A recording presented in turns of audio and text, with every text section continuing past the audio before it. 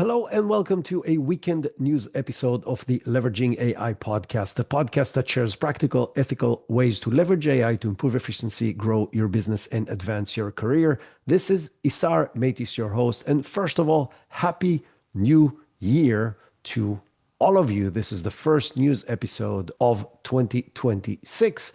And I was on vacation taking some time off with my family over the holidays. And so we did not have a news episode last week. So a lot of what I'm going to talk about has spread since mid-December through now roughly. We have some very interesting topics to cover. The first topic will be the inflection point in which we are right now based on a growing chatter on X that has exploded over the last couple of weeks. And so we're going to start with that. We're going to talk about some interesting acquisitions and what they mean for the future and some additional interesting developments overall. To be fair, I am recording this episode on Thursday, January 8th, instead of on Saturday when it usually goes out, because in a few hours, I'm going to be on a plane going snowboarding in Europe. And I initially thought I'm not going to release an episode at all, but too many things have happened and I don't want to delay 3 weeks of news and try to cram it into one episode. It will be hard enough to do the 2 weeks that are behind us right now. I will try to focus on only 2 topics today and then do a lot of quick rapid fires just to keep you updated with other things that happened. And then I'll be off to the airport and I will be back for a regular news episode next week. There is an episode coming out on Tuesday that's actually really interesting, and it's based on my own experience in vibe coding in the past 2 months or so, in which I am sharing exactly what my process is and how you can start vibe coding and creating your own applications. So check that out on Tuesday. But now to the news. This episode is brought to you by the AI Business Transformation course. Since we are in the beginning of 2026, I want to start with a New Year's resolution for each and every one of you. If you have not yet taken critical steps to make sure that you and or your company or team are ready for using AI effectively, this is the right time to do this. Consider this your New Year's resolution, either a personal resolution or a company-wide resolution. We are a week and a half away from the launch of the coming cohort of the AI Business Transformation course. It is starting on January 20th, and we still have some open seats. The next course will probably be a quarter after that. So you do not want to miss this opportunity to jumpstart 2026 and to create a very solid baseline to your AI knowledge in a business context. I have been teaching this course since April of 2023. So it's going to be 3 years in just a few months.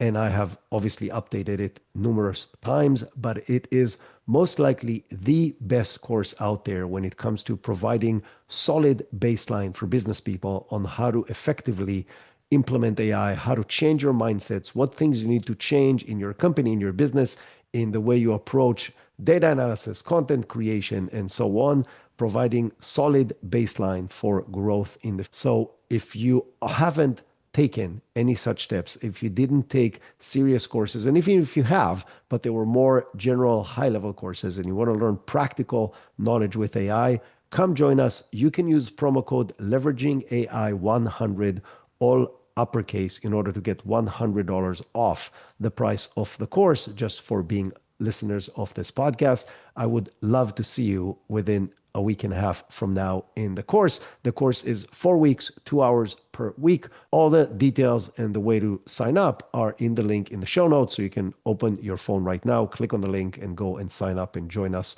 for this amazing opportunity.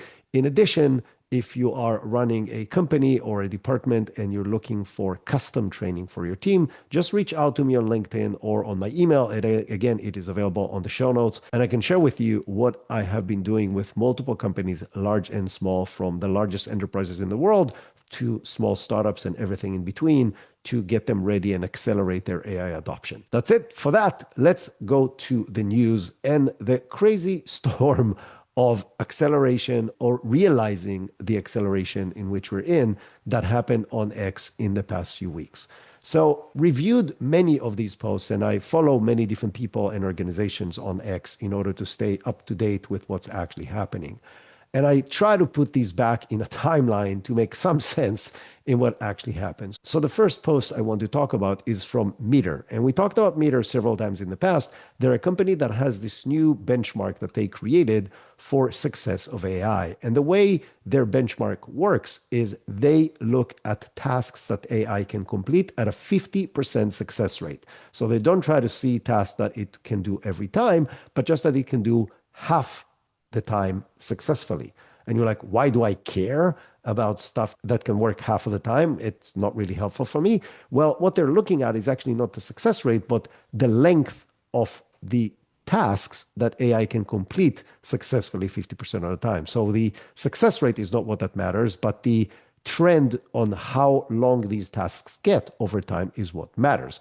And what they found is that the length of tasks that AI can do successfully at 50% of the time doubles about every 7 months, which by itself is very, very impressive.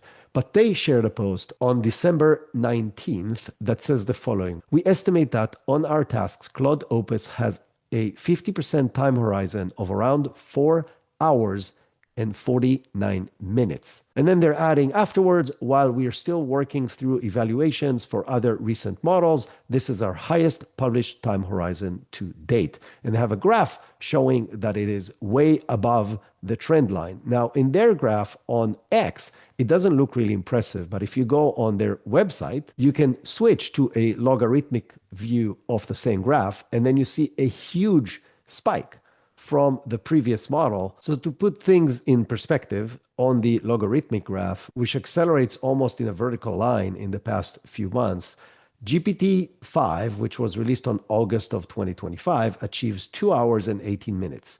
GPT-5.1 Codex Max achieves 2 hours and 53 minutes. That was released in November of 2025. Claude 4.5 Opus, which was released also in November of 2025, so the same months, achieves 4 hours and 49 minutes. So more than 1.5 times, almost 2 times the amount of time that GPT-5.1 Codex Max can do, and more than double what GPT-5 was able to achieve that was released just in August of 2025.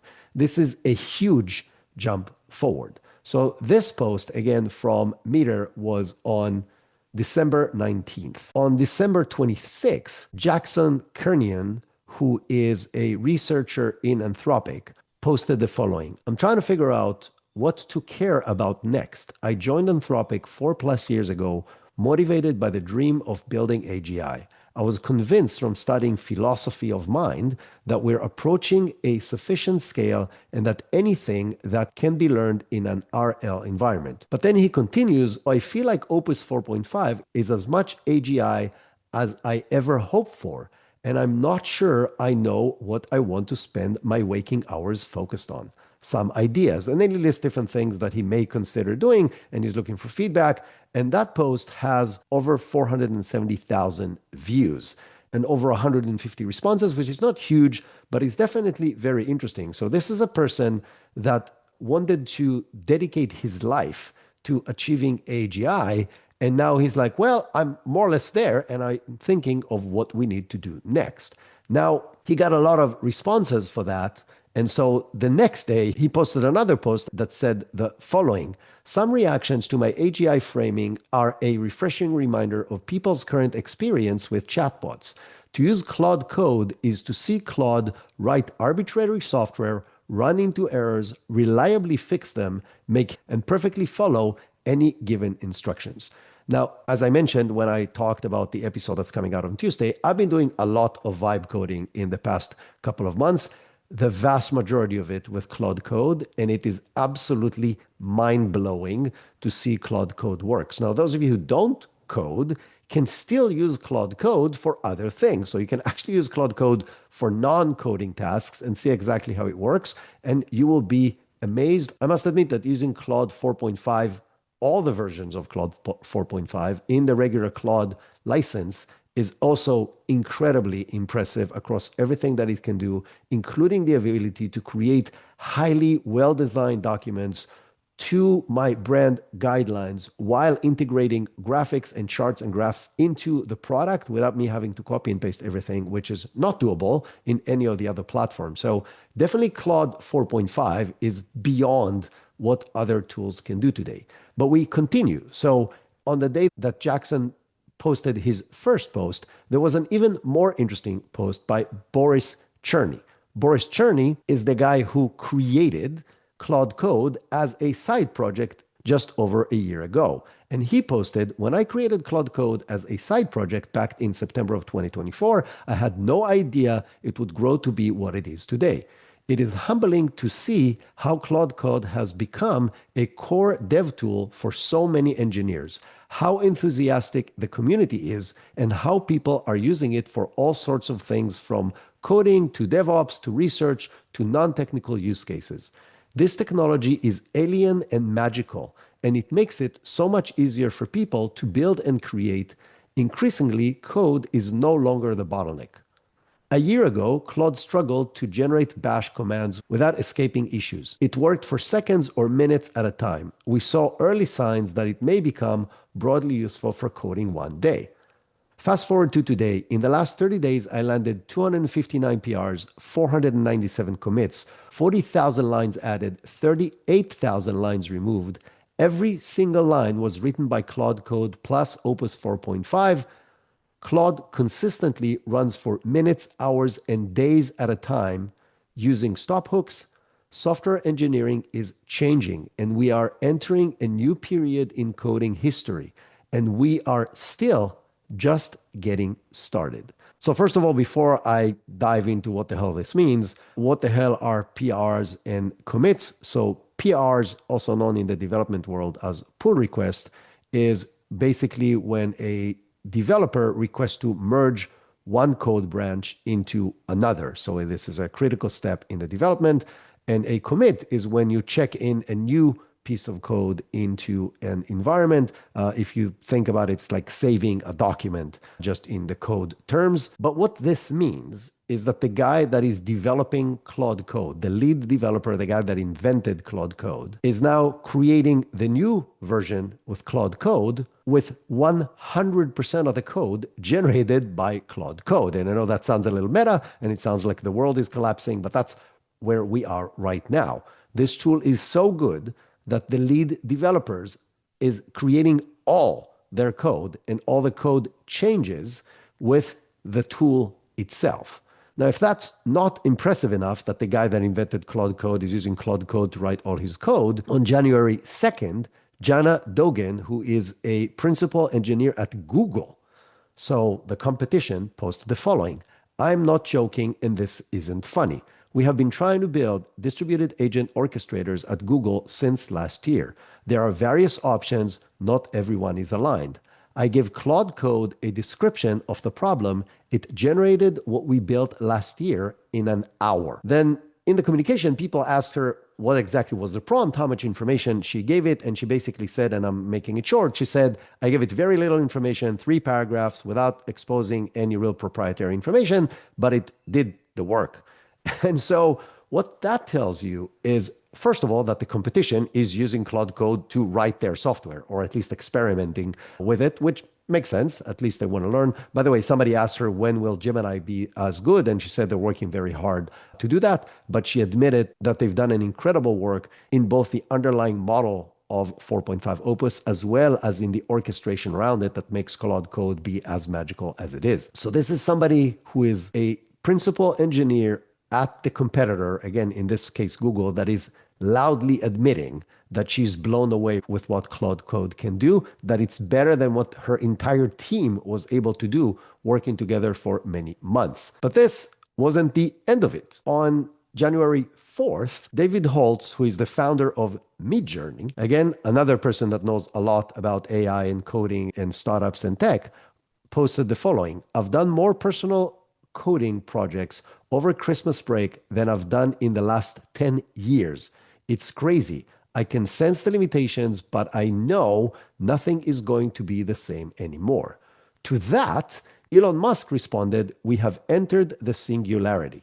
So, what the hell is the singularity? We talked about this many times before, but the singularity is a point in time where technology can accelerate itself. But if you want Elon Musk's explanation of what is a singularity, he was actually interviewed back in December 1st. And in this interview, he actually shares a very interesting view about how he sees technology moving forward. And he's talking about the singularity over there, and he's saying that based on the current progress in AI, computing, and robotics, we will shortly get to the point that A, we will not need to work. Anyone will not need to work because AI and robotics will be able to supply everything we need. And he basically saying, It just means you don't know what happened. Like, I'm confident that if AI and robotics continue to advance, which they are advancing very rapidly, like I said, working will be optional and people will have any goods and services that they want. and the exact quote that Elon used to describe the future is that working will be optional and people will have any goods and services that they want. If you can think of it, you can have it, type it. And the most profound quote is, if you can think of it, you can have it. So if you want, that's a layman's term of what singularity actually means in Elon Musk's head. It means that technology will be able to deliver literally anything we can imagine when we imagine it. Now, are we there yet? No. But are we, in everybody's minds, including Elon, moving rapidly in that direction? The answer is yes. So we're going to talk about another interview with Elon that was just released this week. I'm going to talk about it in a minute, but a quick summary on all that craziness on X in the past few weeks. First of all, it is very clear that something changed when Opus 4.5 was released. It is a different kind of model. It is significantly better across a very large variety of capabilities. As I mentioned, I've been using it for other things and I'm blown away with how good the results are. I must admit that I also really enjoy using the latest Grok, and I also really enjoy using the latest Gemini, and I also really enjoy using GPT 5.2.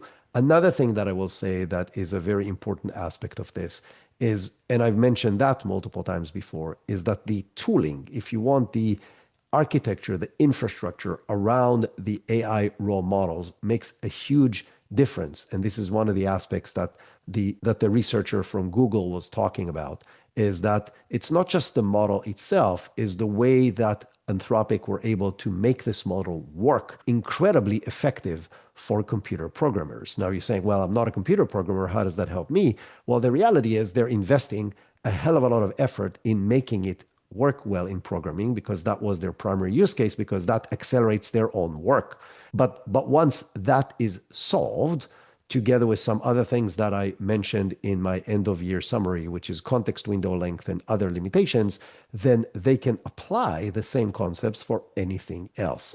Meaning we are at a serious shift in how good AI is. We're at a serious inflection point when it comes to how long it can work effectively and how well it can actually understand our needs and deliver them at scale. Now, yes, doing it in code is easier than doing it in other aspects of life because code is very easy to test. It either runs and does what it needs to do or it doesn't. In real life, there's a lot more gray areas that are different than running code. But the fact that there are now mechanism, processes, technology, infrastructure, and research that is proven to be able to achieve it in code means it's just a matter of time, and probably not too long of a time, because now they can write code faster than ever before until this is possible across the board. What does that mean? Is Elon correct? I don't know. It sounds like it. Like if AI can really do anything that a human can do, and robots can definitely physically do more than we can from a physical labor perspective, then I don't see why or how he can be wrong. The only question is when. Now, if we take that back to March of last year, if you want specifically March 10th of last year, Dario Amodei, the CEO of Anthropic, was hosted by the Council of Foreign Relations. And he said the following, and this is an exact quote. What we are finding is that we're 3 to 6 months from a world where AI is writing 90% of the code. And then in 12 months, we may be in a world where AI is writing essentially all of the code. Now, at the time when he said that, everybody thought he was crazy. And yet, Here we are between 9 and 12 months, and the guy that is writing the next version of Claude Code is writing 100% of his code with Claude Code. Does that mean the entire world does it? Absolutely not. But it is definitely showing that it is possible. Now, how did Dario project this? Well, you need to remember, and we're going to talk about this several times in this episode, that these labs have in-house models that we don't get access to. When people like Dario make predictions, they make it based on things that they're seeing in their own research teams, in their own labs, just not releasing to us yet. And so when they're making these projections, they're not guessing, rolling a dice, or have a crystal ball. They actually have the next version in initial testing, and they can see the direction that it is going, and it is giving us a way to see what's coming around the corner. And so this was, again, March of last year, and here we are 9 to 12 months later, exactly as he predicted, and we are in a situation where we're very, very close, at least from a possibility perspective, to what he predicted. How long will it take organizations to figure it out, and teams and processes to align with that capability? That's a whole other story. But as all these developers said, it's a new generation, a new era of computer programming that we need to adapt to. And for the bigger picture, is this AGI or not? As I mentioned many times in the show, I think it doesn't matter, because it's just a definition. And the only thing that matters is the rate of progress that we're in right now and what it's going to be, its impacts on society.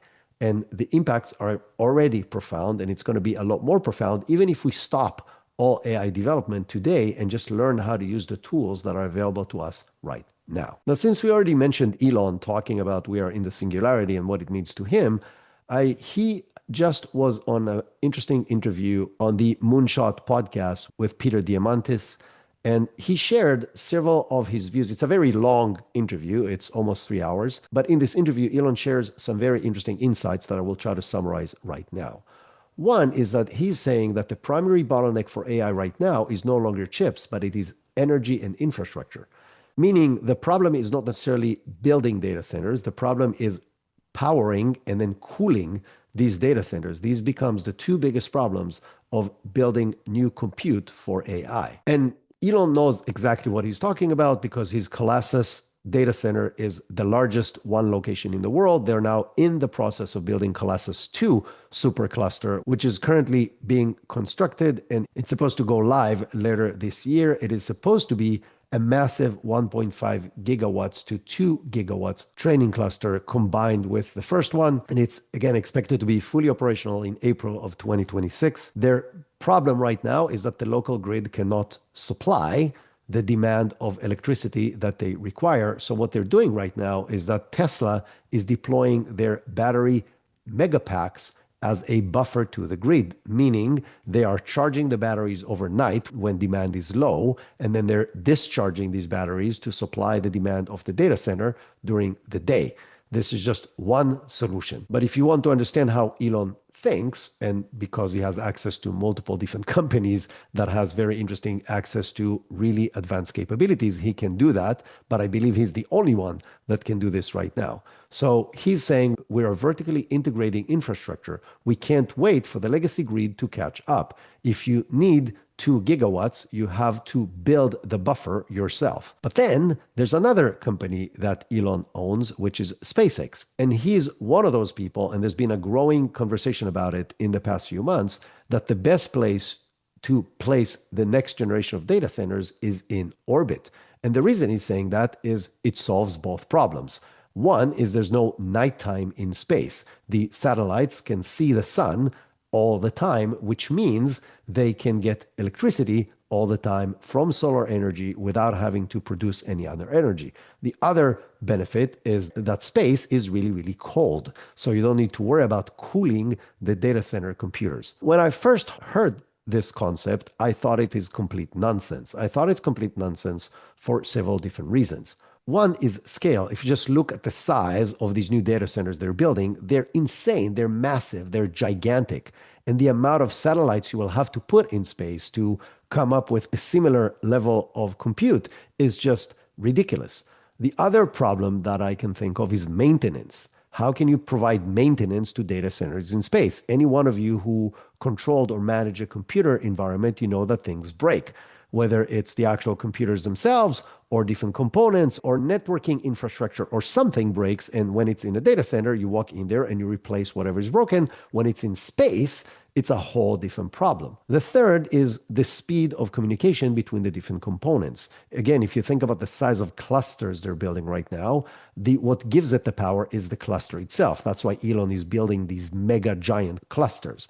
That cannot be done in space because the communication speed between the different components of the cluster will be slower than they are when they're co-located in a single step. So it's not straightforward. However, there is one company on the planet that already has a highly distributed, highly efficient, modular computer environment in space, and that is SpaceX with their Starlink satellite system. So Elon is planning, not predicting, he's planning that SpaceX will be deploying data centers in space this year. And he's talking around Q4 of 2026. He's planning to start deploying data centers capabilities in space.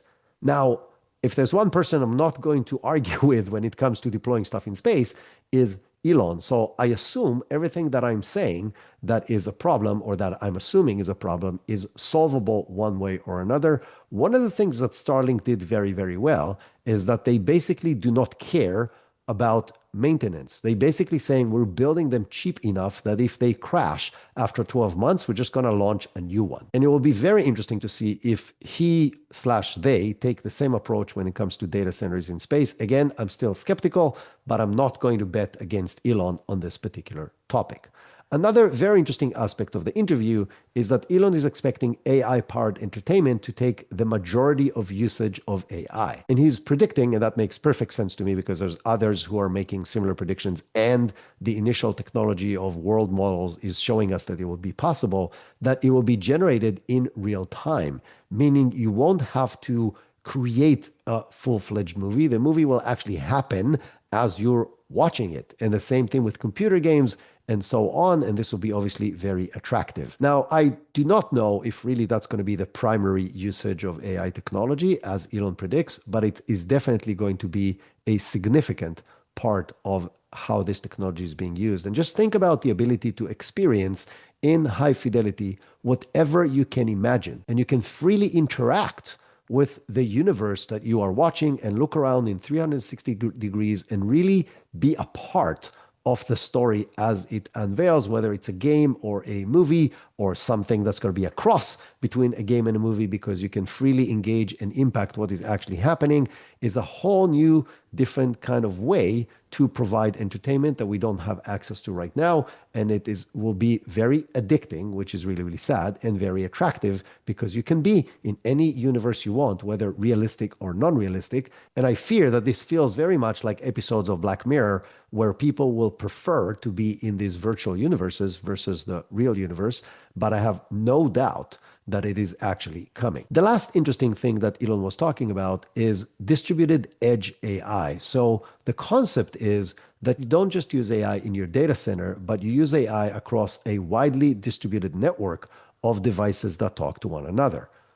In his particular case, which is not surprising, is Tesla cars and robots, Optimus, will be nodes of the broader compute, which does two things. One, it means that they can communicate with one another and collaborate on broader, bigger tasks. But the other is that when your Tesla is parked, its computing power, its AI capabilities can be used by the network to provide more inference for the rest of the world or the rest of the network.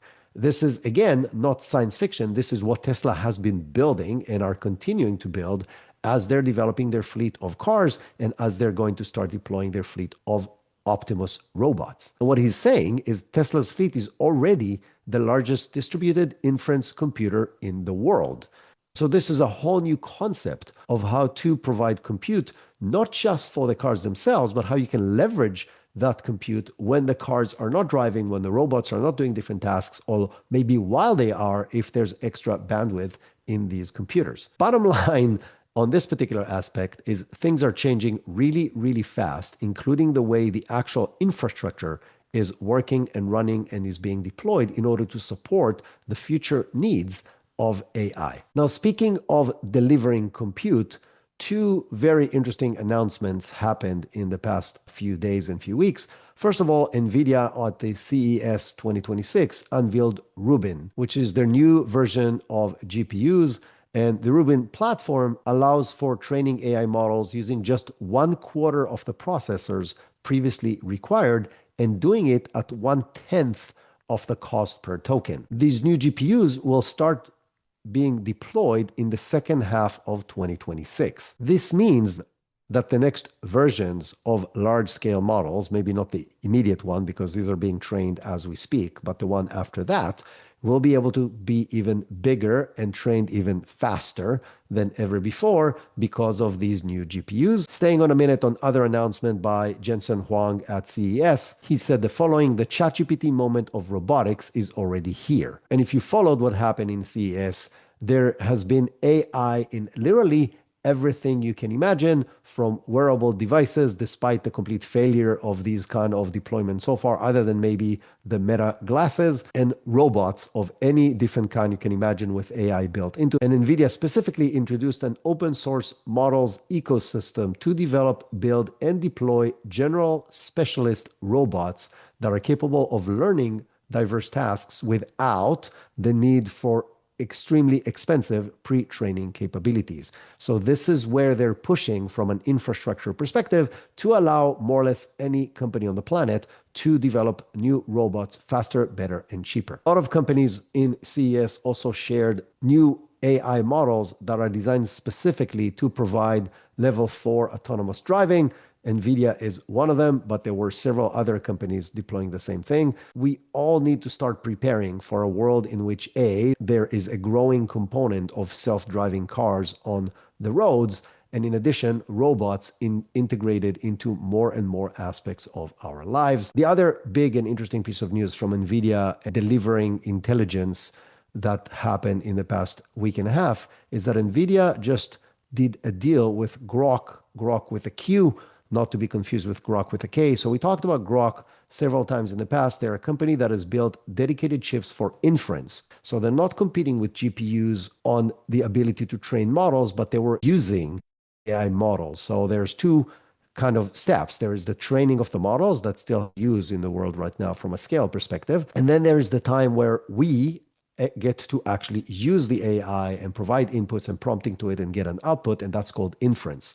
And inference is when tokens are being generated, which is the outputs that we actually see. So Grok had maybe the most advanced technology in the world right now. They call it LPUs, which is language processing units, which run significantly faster than GPUs while being also cheaper to run. One, more advanced technology for inference, which we're going to talk about why is that important in a minute. And two, somebody else might have snatched them and grab that technology to compete against NVIDIA in the future. So to prevent that from happening and to add this functionality and capability in-house, NVIDIA just paid $20 billion for not really buying Grok, because then it would have faced antitrust and anti-competition and different kind of scrutiny, but another style of acqui-hire that has become very common in the AI universe in the past year and a half or two. And so they're just getting a non-exclusive license to Grok's IP, and they're going to hire the key executives from the company. And their plan is to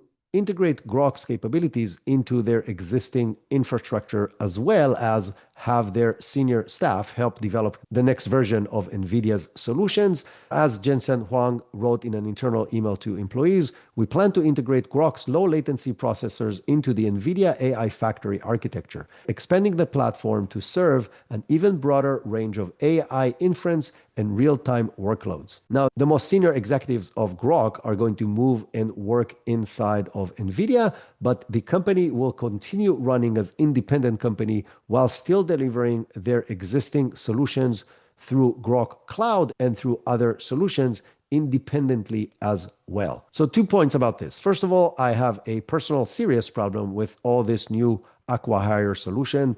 It is really bad for competition and for free markets. Now, these rules were put in place as safety mechanisms to guarantee free competition in the market, and these acquihires basically circumvent these safety mechanisms that were put in place to protect us, the consumers, and deliver us as much competitiveness and better pricing as possible. So I really hope the government will take some steps to close this loophole that is now happening more or less every week. Now, even though in the current administration, I doubt if this is happening, and I'm not taking any sides here. It is just very, very clear that in the current environment, big tech has a serious influence on the current administration, and the race against China is taking a very dominant role in impacting the decision making. And so I doubt if this will happen, but I would still love to see it happen. Now, specifically talking about this acquisition or whatever you want to call it, it is very clear that we are in a transition point from an era of large model training to an era of AI consumption. Again, just looking at CES, just talking about everything we talked about earlier in this show and what we're talking about every single week, inference will become more and more a dominant factor over the capabilities of the model itself. And I've said that multiple times in the past 6 months. All of the models we have today are incredibly powerful. They can transform most tasks that humans do today if the applications that are using them are integrated and set up correctly. Meaning it is becoming more and more about how we integrate AI into things that needs to get done versus how good the AI is, because in many, many, many cases, and I don't know if it's most, but I will dare to say in most cases, it is good enough right now.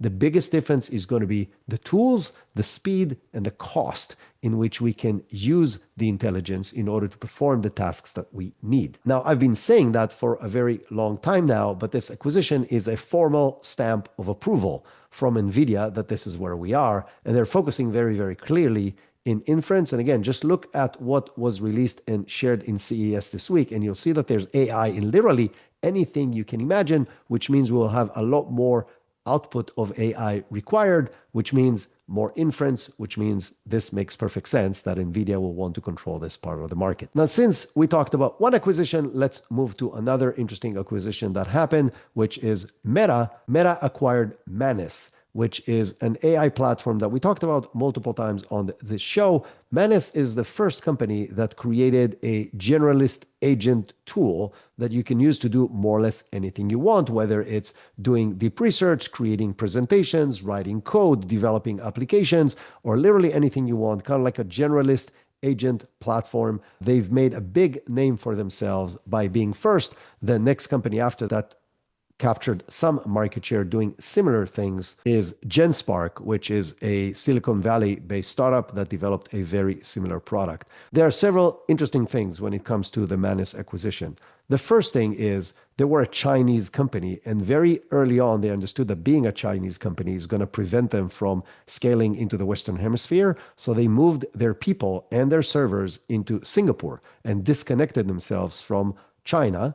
And that has proven to be very successful. The other thing that is very interesting is that it's a small niche product that is not gigantic and did not have a huge impact on the AI world overall. And the best person that has summarized it very, very well is Greg Eisenberg on X. I love following Greg. He has amazing insights. And he wrote a post that said, so Manus AI sold for $1 to $2 billion to Meta. A few of my takes to people in Silicon Valley, and I'm not going to read all of them to you, but I'm going to read some of them because they're very important to the era we're in general. So number one, Manus treated distribution as first-class expense, spending heavily on creators to win attention early. 2, that spend worked because creators showed the product in use, not because they explained it. 3, product was simple enough that a demo did the selling without narration. 4, Manus was the first platform to really own the category of super agent. Gets you thinking, what AI word can you own? Number 7, Manus proved that owning the user relationship matters more than owning the underlying model. Number 10, the team spent more time thinking about what will people screenshot than what benchmarks we will win. Number 13, a lot of people in Silicon Valley never used Manus and it didn't matter at all. And then when he continued in his comments, he wrote suggestions on what you should think of if you're developing the next Manus. And I'm not going to read all of them again. I will put a link in the show notes to the post. But he wrote, ship something that creates a clear, wait, it can do that? Moment in under 10 seconds. So, quick summary about this acquisition. How will Meta use this technology is unclear to me. It is not fully aligned with anything they've done so far. It is a consumer tool that doesn't connect in my mind to how Meta works right now. So I'm really curious to see how they're going to use the capabilities they acquire, the people they acquire, the IP they acquire, in order to improve what has been a complete catastrophe when it comes to Meta's AI in the past year. So big question mark on that angle.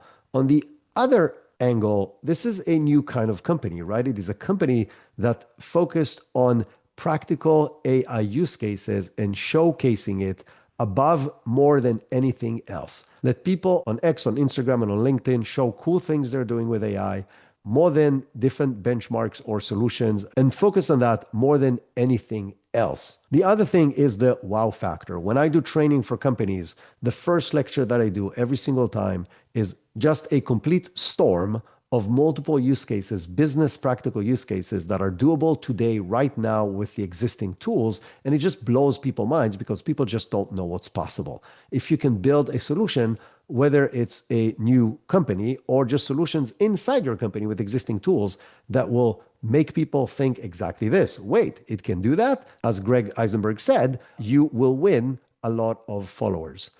Interestingly, Greg Eisenberg had another post this week that kind of contradicts this whole concept. And maybe it doesn't contradict the concept, but he's saying how dangerous it might be. So he wrote a post about what he calls vibe revenue. And I'm quoting one segment of it. A lot of AI products get tried because they're the cool new thing. People sign up, poke around, feel the wow moment, tell a friend, maybe even pay for a month or two. Then real life kicks in and the subscription quietly gets canceled 3 to 6 months later. I call this vibe revenue. Money that comes from curiosity, novelty, or FOMO rather than from product becoming essential to someone's workflow.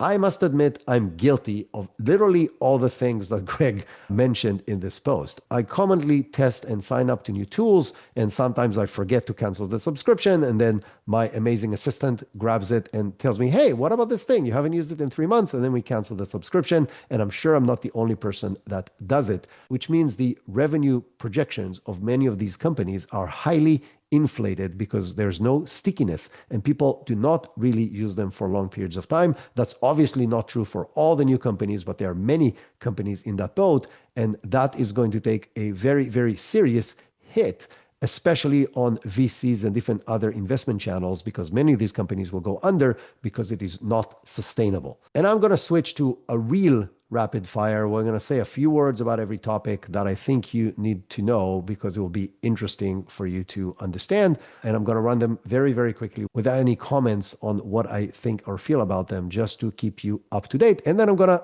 take an Uber and go to the airport. So the first one is that OpenAI is actively recruiting a head of preparedness to lead the defense against potential catastrophic harms of using next generation AI platforms. The new head of preparedness will officially own OpenAI preparedness strategy end to end. That's an actual quote. And according to the job listing, the role requires overseeing mitigation design across major risk domains, specifically citing cybersecurity and biosecurity as two key areas of focus. And the position holds a significant authority over product deployment, with responsibility including guiding the evaluation results and even stopping deployments if they feel it is too dangerous. So the role requires, and I'm quoting, clear, high-stakes technical judgment under uncertainty. No shit. And Sam Altman actually tweeted something about this job posting, and he wrote, and I'm not reading all of it, but I'm just quoting, the potential impact of models on mental health was something that we saw preview of in 2025. We are just now seeing models get so good at computer security, they are beginning to find critical vulnerabilities. We are entering a world in where we need more nuanced understanding and measurement of how those capabilities could be abused, and how we can limit those downsides both in our products and in the world. What does that connect to? It connects to something that I've said multiple times in the show, even today, is that the labs have way more advanced models than we have access to. If OpenAI is willing to pay over $500,000 to a position, so if you're interested, the salary is $555,000 plus equity in the company, it is because they're seeing stuff in their lab that makes them worried, seriously worried, because they have preparedness teams right now. This is just elevating that into a different level. And so I think we all need to be worried. And I said that multiple times before. I really hope that will grow into a much broader collaboration with academia and governments and other players in the industry, and not just companies internally trying to prevent catastrophic things from happening. Another interesting news from OpenAI this week is that they are shifting a lot of resources to audio overhaul in their platform. This is seemingly in preparation for the release of their physical product, the device that they are developing together with Johnny Ive's team, that is expected either at the end of this year or most likely in the beginning of 2027. But they're working on completely new infrastructure and voice capability that is supposed to be released maybe still in Q1 of 2026. It is supposed to be more accurate, provide more in-depth answers, and have more of a personality and align with the most advanced capabilities of the text capability, which is lagging behind right now. And from OpenAI to Microsoft, Satya Nadella's latest manifesto declares 2026 as a make or break year for artificial intelligence. He called it the big AI reset, basically asserting that the industry must transition from initial phase of discovery to a mature phase of widespread diffusion, where utility trumps novelty. And I see that with my own eyes working with a huge variety of companies across different industries. There's a very serious push to let's stop building cool stuff and build things that actually move the needle and connect to our day-to-day work and make it better, faster, cheaper, or improve what we do and provides a growth path for different companies. And this is definitely the point. And going back to what I said in the beginning and the training that I provide, this is the time to do it. I cannot stress enough the sense of urgency. And all I can say is if Satya is saying it, you need to pay attention as well. Satya, by the way, was channeling, if you want, Steve Jobs, and he stated a new concept that evolves bicycle for the mind, such that we can always think of AI as a scaffolding for human potential versus substitute. So while he is saying that the idea is to build AI that will provide scaffolding for human growth and extend human capabilities, there are serious rumors that Microsoft is about to lay off between 11,000 and 22,000 roles in this year, potentially in Q1. That's 5 to 10% of its global workforce. That is in addition to the about 15,000 people they laid off in 2015. Now, the communication lead at Microsoft said these rumors are completely wrong, but let's just wait a few weeks or a couple of months and see whether it is or it isn't. So right now, these are only rumors, but it will align with the behavior we've seen from Microsoft in the past 12 months. In a different angle, and we mentioned world models for a quick second in this episode, Yann LeCun, who recently left Meta, was interviewed this week and went venting a little bit, or maybe more than a little bit, on his previous employer, Meta. And he said, and I'm quoting, "You don't tell a researcher what to do. You certainly don't tell a researcher like me what to do." He also shared that Meta's flagship Llama 4 model benchmarks were, and I'm quoting, fudged a little bit by the team by using different models for different tests versus the main model to do everything. And that made Mark Zuckerberg furious. And that's led to the whole change in strategy and bringing in the new team and firing a lot of the other people and losing a lot of other people like Yann LeCun. But the most important aspect of this is that he is moving full speed ahead with his new company that's called AMI Labs. He raised a lot of money at a really high valuation, which is not surprising. It was very obvious that if he leaves, that's what's going to happen. And he continues to claim, and again, now I'm quoting, LLMs basically are a dead end when it comes to super intelligence. He has been a strong and loud believer of this for several years now, and he's saying that the only way to get to AGI and super intelligence is through world models, which is what his new company is going to be focusing on. Two interesting news when it comes to creation of fake materials and sharing it for different purposes. One is the disinformation watchdog NewsGuard has identified just 7 fabricated, misrepresented images and videos related to the Venezuela operation. These 7 posts alone gathered more than 14 million views in 48 hours from being posted, and they were created or manipulated with AI. The other one, which is a really weird scenario, which is an employee from DoorDash that was supposed to deliver a meal to somebody's house and document it by uploading the picture of the package next to the house, like they always do, has fabricated it with AI, meaning instead of actually delivering the package and then taking a picture, he used AI in order to place the package next to the actual person's door without actually delivering the food to the door. And the reason I'm combining these two things is it is something that troubles me deeply since I started working more and more in AI, and it is becoming more and more critical. It's becoming more critical because it's becoming easier to do. The level of video and images that you can create today are indistinguishable from reality, and we are in an election year, and perception is everything. So even if somebody will catch afterwards that something was fake, maybe not all the people that saw the original post will see the declaration or the fix, etc. And perception is everything, and it is very, very easy right now and highly tempting to change people's perception. And it is really scary to me because it unravels the concepts of trust within society. And if you want to hear really what I think about it, go back all the way to episode 13 that was released, I believe, in May of 2023. So 2.5 years ago. And that episode is called The Truth is Dead, How AI is Putting at Risk the Trust that is the Fabric of Our Society. This has been true back then when I recorded it, and it is a lot more true right now. And I really hope we will find a way to stop that, or at least slow that, or at least dramatically reduce that risk, because it is a very serious risk on all the mechanism in which our society is built upon. And with that really positive note, I will let you know that there's a lot more news that you can see in the newsletter, so you can go and sign up for that. I will remind you one more time that the next cohort of the AI Business Transformation course is starting less than a week and a half from the time this podcast gets released. So if you haven't taken any proper training, go and sign up and come and join us on Tuesday the 20th. By the way, some people told me, well, it's a lot of money, or it's a lot of time, it's 8 hours, it's $1,000. And my answer to that is you need to ask yourself something very simple.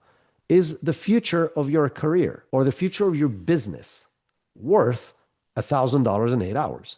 If the answer is no, then that's fine. Continue doing what you're doing right now. But if the answer is yes, because the future of your career and the future of your business is worth way more than $1,000 in 8 hours, then you must take this course. Your future self will thank you. That is it for today. I'm going to run to the Uber and go to the airport. Keep on exploring AI. Keep sharing what you find with me and with other people. And until next time, have an amazing rest of your week.